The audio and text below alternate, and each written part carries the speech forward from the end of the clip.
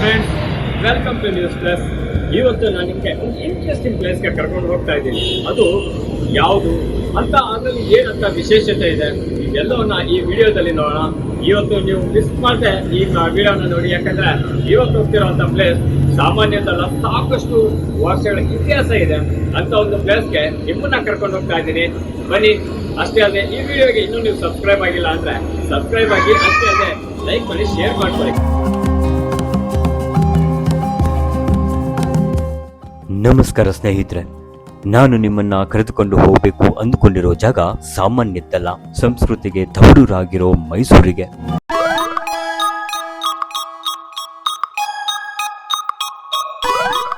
ಇವತ್ತು ನಾನು ನಿಮಗೆ ಕರ್ಕೊಂಡ್ ಬಂದಿದ್ದೀನಿ ಮೈಸೂರಿಗೆ.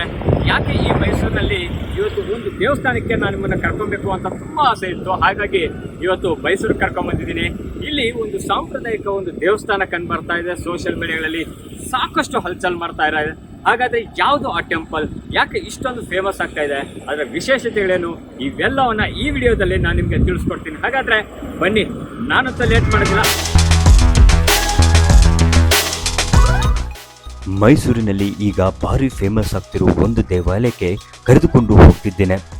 ರಸ್ತೆ ಸ್ವಲ್ಪ ತಿಳಿದುಕೊಂಡು ಹೋಗಿ, ಇಲ್ಲವಾದ್ರೆ ಗೂಗಲ್ ಮ್ಯಾಪ್ ಹಾಕಿಕೊಂಡು ಹೋದ್ರೆ ತುಂಬಾನೇ ಒಳ್ಳೆಯದು.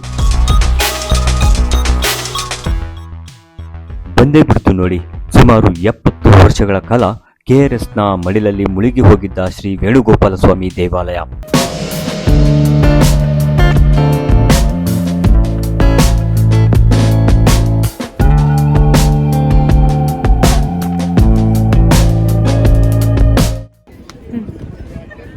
ಡಿಯರ್ ಫ್ರೆಂಡ್ಸ್, ಕೊನೆಗೂ 150 ಕಿಲೋಮೀಟರ್ ನಾವು ಬೆಂಗಳೂರಿಂದ ಮೈಸೂರಿಗೆ ಬಂದಾಗ ನಮಗೆ ಅನ್ಕೊಂಡಿದ್ದೆ ಒಂದು ದೇವಸ್ಥಾನ. ಅದೇ ಮತ್ಯಾವುದು ಅಲ್ಲ, ಕನ್ನಂಬಾಡಿ ಕಟ್ಟಡದಲ್ಲಿ ಇರುವಂತಹ ಒಂದು ವೇಣುಗೋಪಾಲ ಸ್ವಾಮಿ ದೇವಸ್ಥಾನ. ಸೋಷಿಯಲ್ ಮೀಡಿಯಾಗಳಲ್ಲಿ ಸಾಕಷ್ಟು ಕ್ರೇಜನ್ನು, ಸಾಕಷ್ಟು ಜನರನ್ನು ಸೆಳೀತಾ ಇರುವಂಥ ಈ ಟೆಂಪಲ್ ಬಗ್ಗೆ ನಿಮಗೆ ಒಂದು ಸಾಕಷ್ಟು ಮಾಹಿತಿ ಕೊಡೋದಕ್ಕೋಸ್ಕರ ಈ ಒಂದು ವಿಡಿಯೋನ ಮಾಡ್ತಾ ಇದ್ದೀನಿ. ಈ ವಿಡಿಯೋ ದೇವಸ್ಥಾನದಲ್ಲಿ ನಾವು ನಿಮಗೆ ನೋಡ್ಬೋದು, ಕನ್ನಂಬಾಡಿ ಏನು ಇದರಿಂದ ಅಂದರೆ KRSನ ನೀರು ಈ ಕಡೆ ಲೆಫ್ಟ್ ಸೈಡಲ್ಲಿ ನಾವು ಇದನ್ನು ನೋಡ್ಬೋದು. ಅದರ ಒಳಾಂಗಣದಲ್ಲಿ ನಮಗೆ ಈ ಒಂದು ಟೆಂಪಲ್ ಕಾಣಿಸ್ತಿದೆ. ಆ ಟೆಂಪಲ್ ಹೇಗಿದೆ ನೀವೇ ನೋಡಿ, ಹೀಗಿರುತ್ತೆ.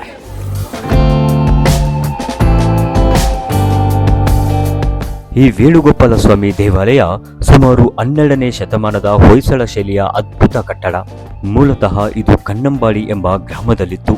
ಆದರೆ 1930ರಲ್ಲಿ ಕೃಷ್ಣರಾಜ ಸಾಗರ ಅಣೆಕಟ್ಟು ಕಟ್ಟಿದಾಗ ಇಡೀ ಗ್ರಾಮ ಮತ್ತು ಈ ದೇವಸ್ಥಾನ ನೀರಿನಲ್ಲಿ ಮುಳುಗಿ ಹೋಯಿತು. ಸುಮಾರು 7 ದಶಕಗಳ ಕಾಲ ನೀರಿನಲ್ಲೇ ಇದ್ದ ಈ ಗುಡಿಯನ್ನ 2000ನೇ ಇಸ್ವಿಯ ಸುಮಾರಿಗೆ ಕೋಡೆ ಫೌಂಡೇಶನ್ ಅವರು ಪ್ರತಿ ಕಲ್ಲನ್ನು ಗುರುತಿಸಿ ಹಳೆಯ ಜಾಗದಿಂದ 1 ಕಿಲೋಮೀಟರ್ ದೂರದಲ್ಲಿ ಯಥಾವತ್ತಾಗಿ ಮರು ನಿರ್ಮಾಣ ಮಾಡಿದ್ದಾರೆ.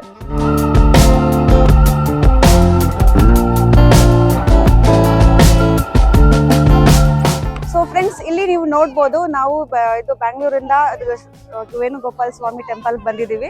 ಇಲ್ಲಿ ಆಲ್ಮೋಸ್ಟ್ ನೀವು ನನ್ನಿಂದ ನೋಡ್ಬೋದು ವಾಟರ್ ನೀರಿದೆ. ಸೊ ಇದು ಎಲ್ಲಿಂದ ಬಂದಿರೋದಂದ್ರೆ KRS ಡ್ಯಾಮ್ ಕಡೆಯಿಂದ ಬಂದಿರೋದು. ಸೊ ಇದು back water, KRS dam back water ಅಂತಾನೆ ಕರಿಬೋದು. ಹಾಗೆ ಇಲ್ಲಿ ನೋಡ್ಬೋದು, ನಾವು ಆಲ್ಮೋಸ್ಟ್ ಬೆಂಗಳೂರು ಕಡೆಯಿಂದ 2 hours ಜರ್ನಿ ಆಗುತ್ತೆ ಅಲ್ಲಿಂದ ಇಲ್ಲಿ ಬರೋದಕ್ಕೆ. ಆರಾಮಾಗಿ ಏನು ಟ್ರಾಫಿಕ್ ಇರಲ್ಲ, ಎಲ್ಲ ಪೀಸ್ಫುಲ್ ಆಗಿದೆ. ದೇವ್ರನ್ನು ಆರಾಮಾಗಿ ಏನು ಕ್ಯೂ ಇಲ್ಲ, ಜನ ಏನು ಅಷ್ಟೊಂದು ಬರ್ತಾನೂ ಇಲ್ಲ, ಆರಾಮಾಗಿ ನೋಡಿ ಬರ್ಬೋದು. ಕುತ್ಕೊಳ್ಳೋಕ್ಕೂ ಜನಕ್ಕೆ ಎಲ್ಲ ಆರಾಮಾಗಿ ಎಲ್ಲ ಫೆಸಿಲಿಟೀಸ್ ಮಾಡಿದ್ದಾರೆ.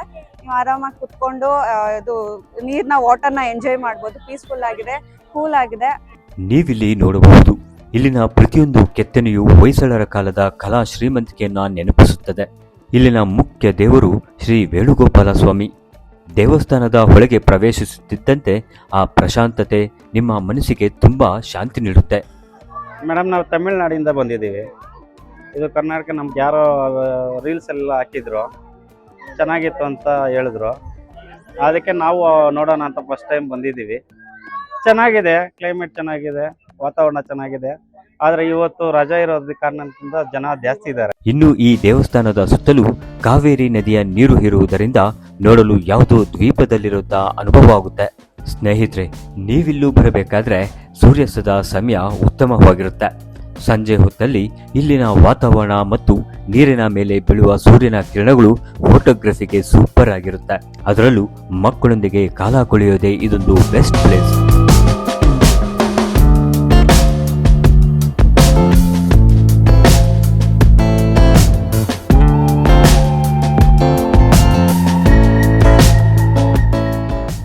ಅಷ್ಟೇ ಅಲ್ಲದೆ ನೀವು ಈ ದೇವಾಲಯ ನೋಡಿದ ನಂತರ ನೇರವಾಗಿ KRS ಡ್ಯಾಮ್ ಕೂಡ ನೋಡಬಹುದು.